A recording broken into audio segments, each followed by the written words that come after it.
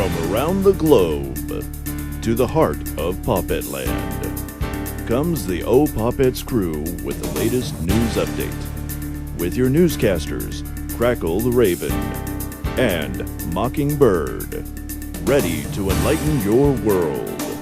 This is A Little Birdie Told Me, an Pawpets news bulletin. And now, here's Crackle Raven with the latest report. Hello and welcome to this year's spooky Halloween edition of A Little Birdie Told Me, the Pawpets News. I'm your fine-feathered, friendly reporter, Crackle the Raven. In a small village in Beaufort Seacoast, Ruby Kaliak's job is never tiring, but you'll never believe what she does for a living. Kaliak is responsible for keeping polar bears out of the village of Katovik. One morning, she received a radio call from the 81-year-old Betty Brower saying that there was a polar bear standing in her doorway of her Katovik home. Kaliak and her co-worker arrived at the scene and discovered the invading polar bear eating seal oil out of a drum. Armed with shotguns to defend themselves, Kaliak and her co-worker resorted to shooing away the polar bear, and it left willingly.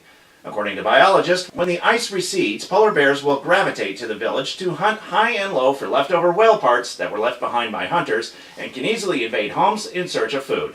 The village of Katovik is located at the northern tip of Alaska off the coast of the Arctic Ocean, and it's no surprise when this small village of 300 residents may encounter polar bear activity on a regular basis. It's harvest time all across the globe, which means pumpkins are being plucked and decorated for Halloween. Leaves are starting to change to bright, vivid colors of brown, red, and yellow. And San Francisco, California hosts its annual Safeway Pumpkin Championship Way Off contest. Contestants from all over the state attempt to grow the biggest and heaviest pumpkins possible to enter the contest, where the winner could walk away with a nice cash prize. This year's winner was none other than John Hockley, age 56. Hockley knew that he had a good chance of winning the competition hands down this year when he brought his 2,058-pound pumpkin, which not only squashed the competition, but also set a new all-time record for the heaviest pumpkin ever entered into the contest. Hockley plans to use the prize money to repair damages to his home caused by a recent earthquake. This record-breaking pumpkin is currently on display at Half Moon Bay Pumpkin Festival this weekend. If you're in the San Francisco area and are planning to attend, don't be surprised to see this huge gourd towering over you. And yes, it is a real pumpkin.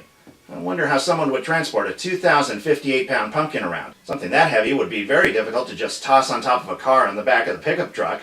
I suppose if you added some features like anti-lock brakes, power steering, and all-wheel drive to the pumpkin, I'm sure you can drive this huge beauty anywhere. In St. Paul, Minnesota, an unknown 21-year-old man was cited for entering a home that did not belong to him.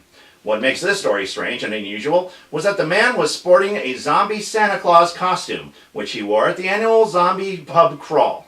Having too much to drink, this undead Santa decided to let himself into this home, passed out at his inebriated state, and police took the call from 14-year-old resident of the home, and he had stated to police that his 16-year-old sister got terrified and locked herself in the bathroom until the drunken zombie Santa was taken off the premises. The father of teenagers who discovered the undead intruder stated that, and I quote, "No one in my family will ever think of Santa the same way." Despite the mishap, this year's zombie pub crawl set a new Guinness World Record for the most people dressed as the zombies in one area, and only 29 arrests were made during this event.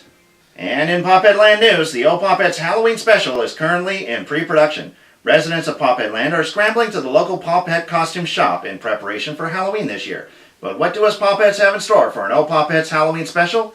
Well, sad to say we won't be able to do anything too elaborate like last year due to an extreme shortage of cast members for the Pawpets show, but Potential Fox may have an idea of what we can do for the remaining cast members.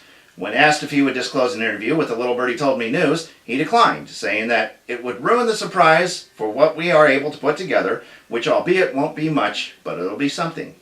The Pawpets crew hope to begin production on this year's Halloween episode sometime this week alongside the show's current production projects. This is to be a very busy week for the Pawpets cast and crew, and I don't envy them one bit. What? Excuse me? What do you mean that includes me? Well, I'm just a news broadcaster. What? Well, sure I love my work, but that doesn't... what? Well, alright. I'll come to the aid of my organization. Besides, somebody will need to fly up to the rafters to set up the lighting. And you only have 2 avians here that aren't afraid of heights. What?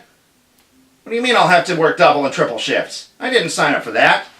Well, that looks like all the time we have for Little Birdie Told Me, the old Pawpets News. Now, if you excuse me, my presence is needed on another set, and I gotta fly. Tune into the next old Pawpets News Report, where Little Birdie will tell you the things you never thought you'd hear. I'm your fine-feathered, friendly, about-to-be-overworked news reporter signing off. Thanks for tuning in, and I'll see you next time. Good night, and don't let the zombies bite. All right, I'm coming. Don't worry. Hold your horses.